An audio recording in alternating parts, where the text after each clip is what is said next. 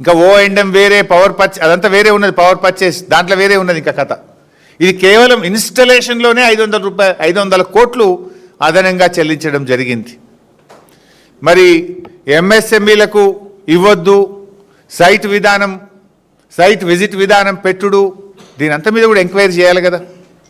రేపు కేంద్ర మంత్రి కిషన్ రెడ్డి గారు కొత్తగూడెంలో సింగరేణి హెడ్ ఆఫీస్కి వెళ్ళి రివ్యూ చేస్తున్నారని మాకు సమాచారం ఉంది.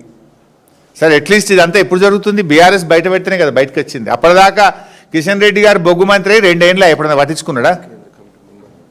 ఎన్నడూ పట్టించుకోలే. కేంద్ర ప్రభుత్వం కూడా పట్టించుకోలే. ఇలా బీఆర్ఎస్ బయట పెడితేనే ఢిల్లీలో ఎమర్జెన్సీ మీటింగ్ అయింది. ఢిల్లీలో ఉన్న కిషన్ రెడ్డి గల్లీకి వస్తున్నాడు కొత్తగూడెంకు. రేపు ఎమర్జెన్సీ బోర్డు మీటింగ్ కొత్తగూడెంలో కిషన్ రెడ్డి గారు హాజరు కాబోతున్నారు. ఈ సందర్భంగా I'm writing A detailed letter to Kishan Reddy గారు. మొత్తం ఎన్ని రకాల స్కాములు జరిగినాయి, మొత్తం అన్నిటి మీద విచారణ జరపాలని చెప్పి నేను కిషన్ రెడ్డి గారికి ఒక డీటెయిల్డ్ లెటర్ కూడా రాయడం జరుగుతూ ఉంది.